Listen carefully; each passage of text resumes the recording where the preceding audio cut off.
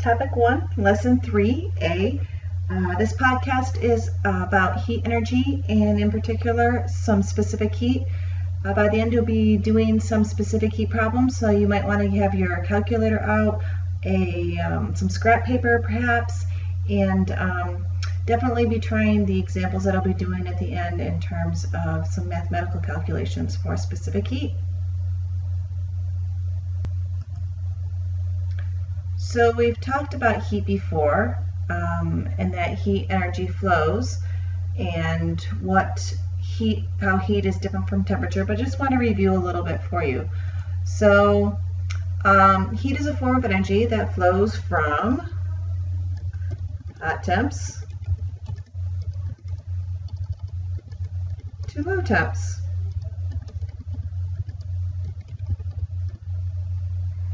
But heat energy is not the same as temperature.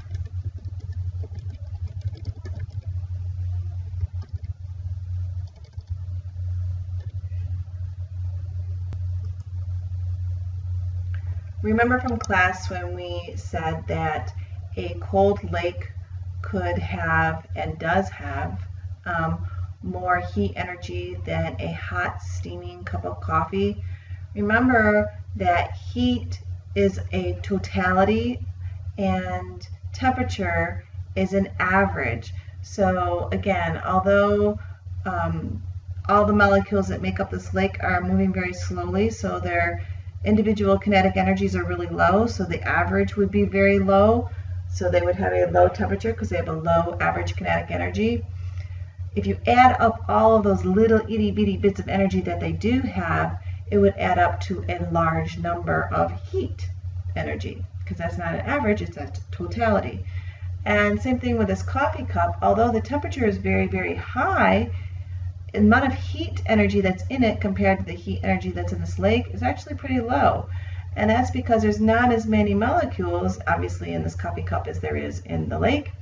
And therefore, again, even though their kinetic energy of the individual molecules is high, and therefore their average is high, therefore they have a high temperature, if you take all of their high amount of energy, it wouldn't add up to the amount of energy that would be in this lake. So remember that heat and energy and temperature are not the same. One thing also you might want to write down is that heat energy is often called thermal energy as well. So if you see thermal, that means actually heat. Like thermometer is a measurement, measures the temperature, and again, we don't want to say temperature is the same as heat because it's not, but in layman's terms that often is coincides. So next thing we want to talk about are what are the units of energy. So when we think of energy in terms of our body and in terms of our energy that's in our food, we think of calories. And one unit for heat energy is calories. The other unit for heat energy would be joules. And you might see kilojoules as well, but it's just like same like meters and millimeters or kilometers or kilometers. So the units that we're going to use for heat energy are either calories or joules, and you need to make sure that you pay attention to what is in the problem that you're going to be trying to solve. And therefore, if in the problem they give you calories, then you want your answer to be in calories. And if in the problem they give you joules, and you want your answer to be in joules. You can't mix the two up, and you'll see that a little bit more, and you'll understand what I'm talking about a little bit more when we talk about specific heat. Now, a calorimeter is a device that's used to calculate the energy that's involved in a chemical or physical change, and that's just the technical definition for it. But what we're going to be using in our lab is a coffee cup calorimeter. It's just an easy calorimeter, and you just take 2 styrofoam cups and you have water, usually water inside those cups, and you have the reaction happen in there, and you have a lid on top that is insulated, and then you see what happens to whether the energy, the temperature goes up or the temperature goes down. Now let's think about this. If the temperature goes up, then is that exo or endothermic reaction that's happening inside? So take a second and think about that.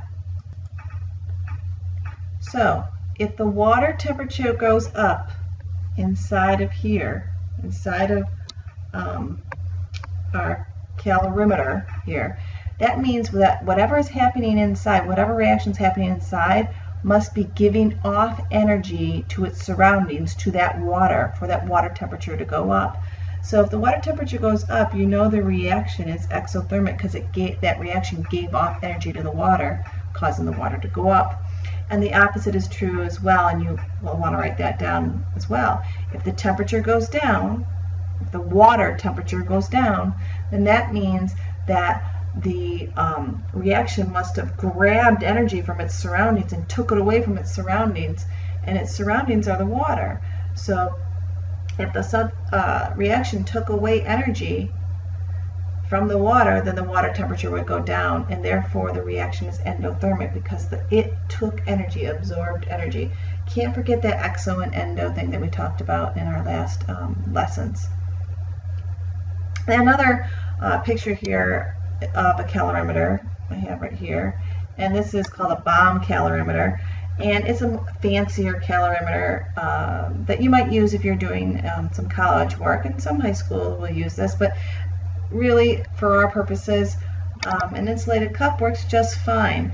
And the reason why it needs to be like a coffee cup is because what we want to happen is we want to figure out how much energy is being given off or taken, and we're going to do that by taking a look at the temperature and what's happening to the water. And so if we had a metal cup, you know that some of that heat, if it was giving off heat, it would heat up the water, but it also would heat up the metal because you'd be able to feel that. And so some of the energy would be lost to the other surroundings besides the water, and that's not what we want. So we use something that is not going to be able to conduct heat very well. We want to heat all the heat energy inside of that cup, so whatever's happening is happening to the thermometer so we can see what's going on. And so that's why we use a styrofoam cup. And again, we'll talk a little bit more about that in detail when we get in class. So now what I'd like to do is just briefly talk a little bit about this thing called specific heat. Specific heat is an intensive property. Remember that intensive property means that it's something that you can look up. It doesn't change with an amount of mass or how much of it you have, and it's something that you can look up a pure substance like density, boiling point, melting point. So we've talked about those before. Specific heat now is another intensive property that you're going to need to know. Specific heat technically is defined as the amount of energy needed to change the temperature of 1 gram of the substance by 1 degree. So obviously if you see the word gram and you see the word degree, this specific heat has some relationship to mass and temperature. And it says an amount of energy. So also it has a relationship between energy, mass, and temperature. And you're going to see that come back in our next slide when I talk about what the formula for specific heat is. So keep that in mind. One more time, I'm going to say it. Is the amount of energy that's needed to change the temperature of 1 gram by 1 degree. So energy, gram, and degrees, or energy, mass, and temperature, are involved in calculating the specific heat number, which can be used to identify a substance because it's an intensive property. So I want to ask you this question because this will relate to a practical application to specific heat. So Sheboygan is right here, and Fond du Lac is right here. So I want to ask you, is Sheboygan or Fond du Lac colder in the summer? So think about that. On average, on any given day, is Sheboygan or Fond du Lac colder in the summer? So the answer is Sheboygan. Sheboygan is actually colder in the summer.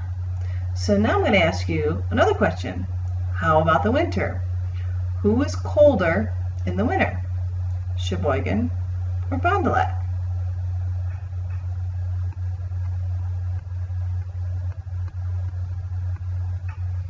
In the winter, Fond du Lac is colder.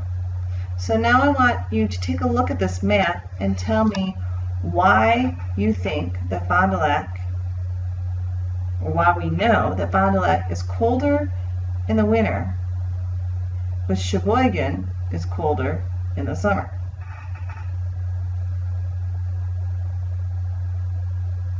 So the answer has to do with this huge body of water that's right next to Sheboygan.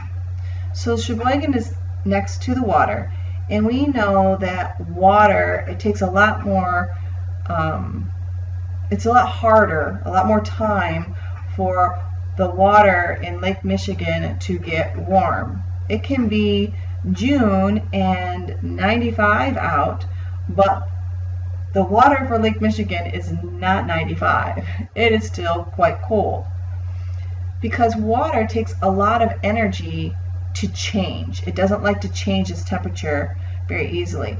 So because this water doesn't change, it stays really cool. That means in the summertime, if you're next to the lake, you're going to be cool too, because you have something next to it being cool. It's like standing next to a refrigerator. If the refrigerator is cold, cold, and you're standing right next to it, it's open, then you're going to be cooler, right? So, but then in the wintertime, the opposite is true. You're going to be warmer if you're by Sheboygan in the wintertime. And that's because it can be January and 10 degrees Fahrenheit out, and the lake is not 10 degrees Fahrenheit. The lake may be 45 degrees Fahrenheit. So now, standing next to that big lake means you're standing next to something that is actually warmer than the air, because the water doesn't want to change temperature, right? So it's going to be 45 degrees. So you're standing next to something that is warmer, therefore you're going to be warmer. Why am I saying this?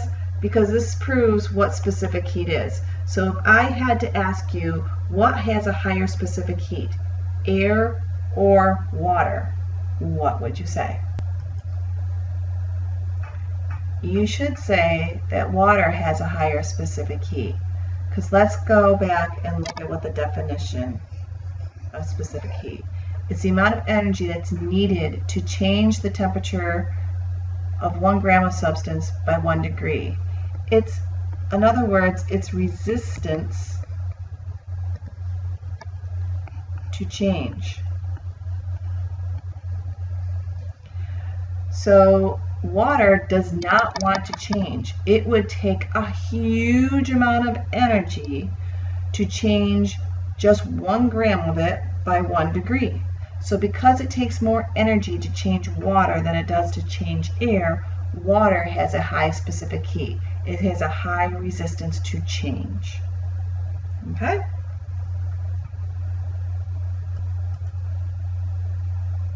So now, talking about specific heat, the specific heat of water is something that you're going to want to, or you will have memorized. You don't have to memorize it, because I'm going to be giving you a reference tables, which you will have it on there.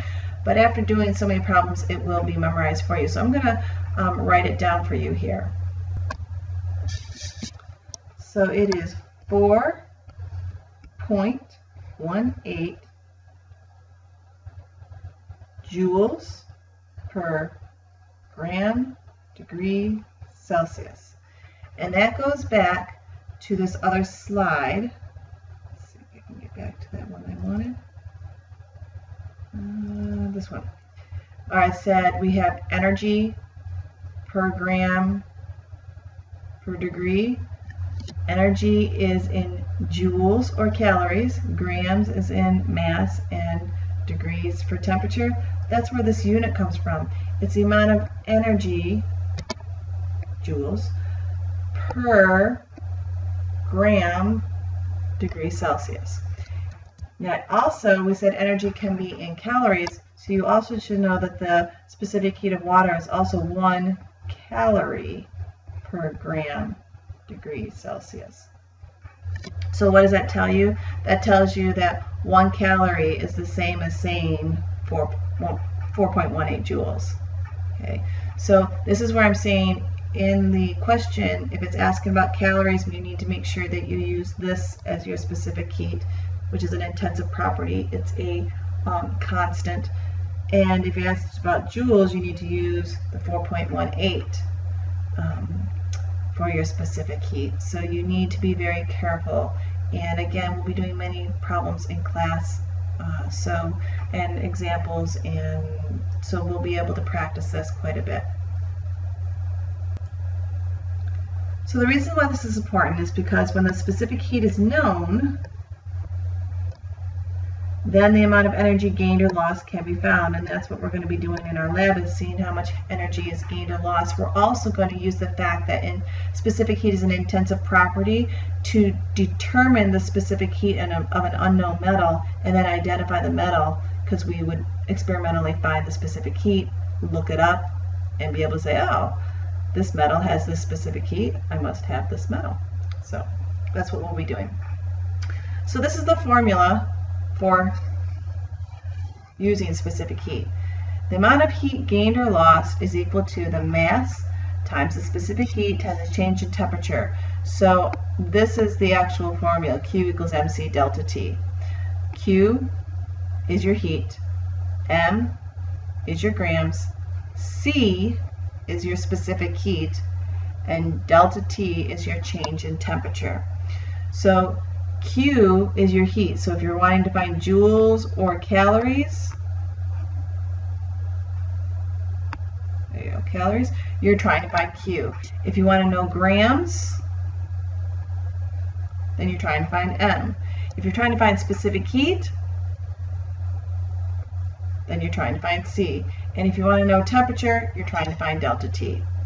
So I highly suggest you start to make your list, and I'll show you how to do that when we're doing these example problems in the next couple slides, and you'll be able to figure out just what I call plug and chug. Once you have all the variables and all you need to find is one other variable, you just plug in the numbers, do the algebra, and you'll find your answer. So let's go ahead and start to do this.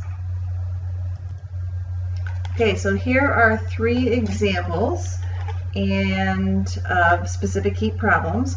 So if we look at the first one says, how much heat in calories is needed to raise 140 grams of water from 20 degrees Celsius to 25 degrees Celsius. So first thing I'm going to do is I'm going to write my list. So how much heat? Heat is Q, so that's what I'm trying to find. Is needed to raise 140 grams of water. So my M is 140 grams. And from 20 to 25 degrees Celsius. So delta T is 5 degrees Celsius, because I'm going from 20 to 25. Now if I'm going to 20 to 25, that means that I am raising it. And I should say your delta T should be your final minus your initial. So in this case, it is 25 minus, ooh, that's really bad. I can't really see that well. I'm writing on my screen with my finger, so that's why it's a little hard for you guys to see. But 25 minus 20, so that's going to give me a positive 5, which means I'm gaining energy. So this is going to be an endo. I want to write that down. This is going to be endothermic. I'm gaining energy. So I need to find Q. I have my M. I have my delta T. And my formula is Q equals M times C times delta T. Well, I have my M. I have my delta T. I need my C. C is specific heat. Oh, but this says water. I know the specific heat of water. So what is the specific, I'm going to get rid of this endo here so I have more room. What is the specific heat of water? Well, it's either 1 calorie per gram degree Celsius or 4.18 joules per gram degree Celsius. So it wants to know how much heat in calories, so I'm going to use the 1 calorie. Calorie per gram degree Celsius. All right, so now let's go ahead and do my work. So Q is equal to M 140 times C, which is 1, times delta T, which is 5, and therefore my answer would be 700, and can't forget my units, it's going to be calories per gram degree Celsius. Oh, sorry, not calories per gram degree Celsius, just calories, because we're trying to find our heat. I apologize, let me get that out. So it's just 700 calories. There's your answer. So now let's go ahead and let's do number 2. Okay, so number 2 says, how many joules of heat? Okay, I'm going to stop right there. So I want to find my Q, and I want that in joules. How many joules of heat are needed to raise the temperature of 10 grams? So my M is 10 grams. I hope what you're hearing me do is something that you need to do. In science, we read a little different than we do, a lot different than we do for English or history. And we have to read for detail, and so lots of times you need to stop mid-sentence and write things down and process before you complete the entire sentence. So that's what I'm doing. It's a scientific reading. So, and that's what you should hopefully get used to doing as well. So again, how many joules, Q is joules, are needed to raise the temperature of 10 grams of aluminum? So I'm going to write down up here that I'm using aluminum. From 22 to 55, so my change in temp is my final minus the initial, which is 22, which, that's a 55, sorry, which, let's see, that's 33. It's a positive 33, so I am gaining heat, so I am endothermic, so I'm just going to write that, another little note up here. The more you can write down as you're going along and you don't have to be thinking about it later on, the better. So if the specific heat, so that's C, oh, they give that to me, is 0.90 joules per gram degree Celsius. All right, so here we go. I know that my formula is Q equals M times C times delta T. So I'm just going to plug and chug. Q I'm trying to find. M is 33. C is 0.9. Delta T is 33. Ooh, why did I? My mass isn't 33, my mass is 10. Oy. This is what happens when you do this stuff too late. All right, so sorry about that. The mass is 10. So 10 times 0.9 times 33. And now all you have to do is do the math. And your answer should come up as 297. Now my unit, I'm in Q, and I had my specific heat was in joules. So my answer needs to be in joules as well. All right. So, and it's a positive, showing that it's endothermic. When you have a positive Q, it's endothermic. When you have a negative Q, it's exothermic. Write that down right now. Positive Q equals endothermic. Negative Q equals exothermic. Great question to write for a little podcast quizzy thing. All right, one more. Okay, so last problem. I'm going to work through this one with you. Now, in the future, when I do these, what I'll probably do is I'll put them up, and then I will work through one, and then I'll say, okay, you work through the second one, and then I'll give you the answer. But for these first time doing these math problems with a podcast, I'll just go through all of them with you. But if at any point you want to stop and pause and try to do it yourself, that would be great too. All right, so let's see. Number 3. To what temperature, oh, this is different. So I want to find, to To what temperature will a 50-gram piece of glass raise? So I want my final temp. And it says a 50-gram piece of glass. So that's my mass is 50 grams. If it absorbs 5,275 joules, so that is my what? My Q. My Q is a positive 5,275 joules. So I'm going to keep that in mind. It's joules. And it's positive. What does that positive mean? It means endo.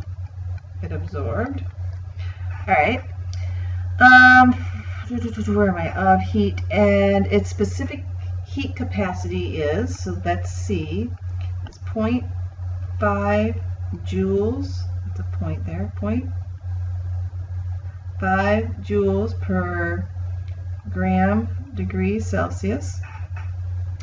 The initial temperature of the glass was 20 degrees. So my T initial is 20. All right, so now what I'm going to do, all right, well, let's take a look at our formula. Q equals M times C times delta T. Well, I have my Q, I have my M, and I have my C.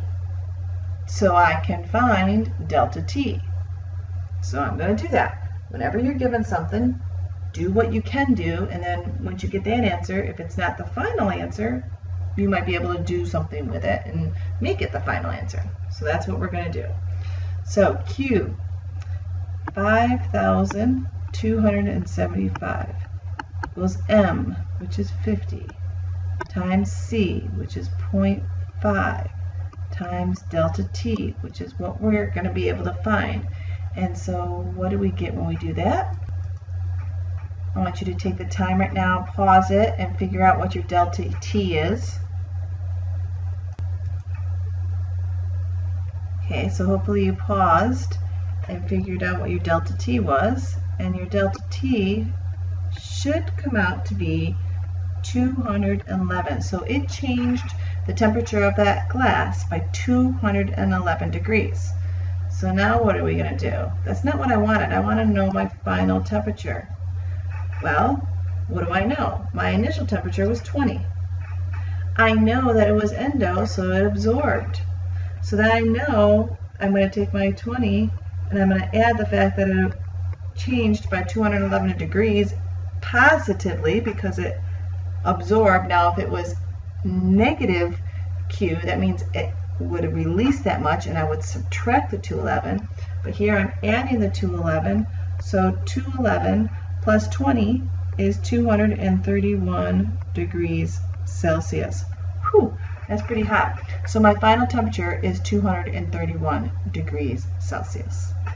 So there's some examples of some specific heat problems that you might encounter or that you will encounter tomorrow, and we'll do quite a few of them so you can get used to those. And then once you get used to doing the specific heat problems, we're going to start to find the specific heat experimentally and to be using this formula to do some things called calorimetry and other labs. So we'll be doing 2 or 3 labs using these specific heat problems. So that's why I need you to get used to these.